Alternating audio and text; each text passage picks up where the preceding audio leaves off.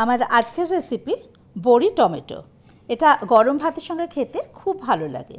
এটা কিন্তু খুব পুরনো দিনের রান্না। আমার মা শিখেছেন তার ঠাকুমার কাছ থেকে, আর আমি আমার মায়ের কাছ থেকে।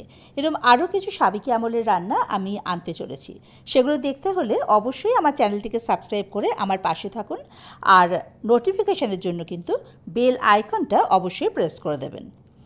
এই বড়ি টমেটো করার জন্য আমি নিয়েছি 3টে টমেটো, যেগুলো আমি বড় বড় টুকরো করে কেটে রেখেছি।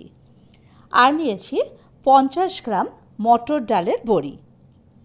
এছাড়া নিয়েছি 2 টিস্পুন সর্ষে আর একটা কাঁচা লঙ্কা। এই কাঁচা লঙ্কা দিয়ে সর্ষেটাকে আমি খুব মিহি করে বেটে নেব। এবার আমি একটা বাটি নিয়ে নিয়েছি, তার মধ্যে সব টমেটোগুলো দিয়ে দিলাম।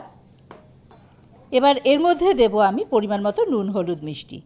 আমি এখানে দিয়েছি 1 টিস্পুন নুন, হাফ টিস্পুন মতো হলুদ আর 1.5 টিস্পুন চিনি।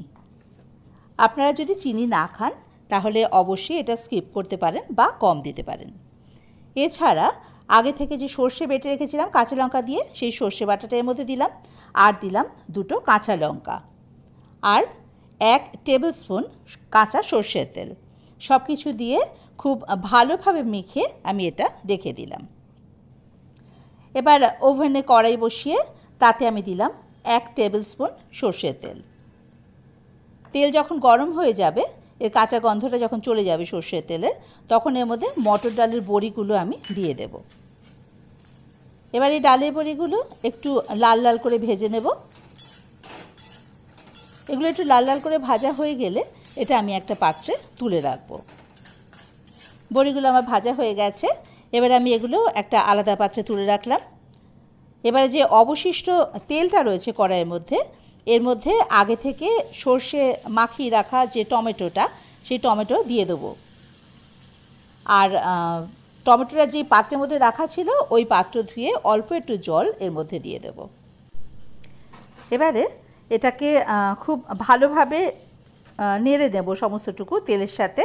খুব ভালোভাবে নাড়া হয়ে গেলে বড়িগুলো এর মধ্যে দিয়ে দেবো। আবার সব কিছু একসঙ্গে খুব ভালোভাবে মিশিয়ে নিয়ে এটাকে ঢাকা দিয়ে মিনিট 20 জন্য মিডিয়াম টু লো আঁচে রেখে দেব। 20 মিনিট পর ঢাকাটা খুলে নেব। জল শুকিয়ে যাবে আর টমেটোটাও ভালোভাবে সেদ্ধ হয়ে যাবে, বড়িগুলোও সেদ্ধ হয়ে বেশ মাখা মাখা হয়ে যাবে। এবার সব কিছু আবার একসঙ্গে খুব ভালো করে মিশিয়ে ওপর থেকে দিয়ে দেব আমি 1 টেবিল স্পুন কাঁচা সর্ষের তেল। এবারে ফ্লেমটাকে অফ করে দিয়ে চাপা ঢাকা দিয়ে রাখবো মিনিট খানেকের জন্য, স্ট্যান্ডিং টাইম।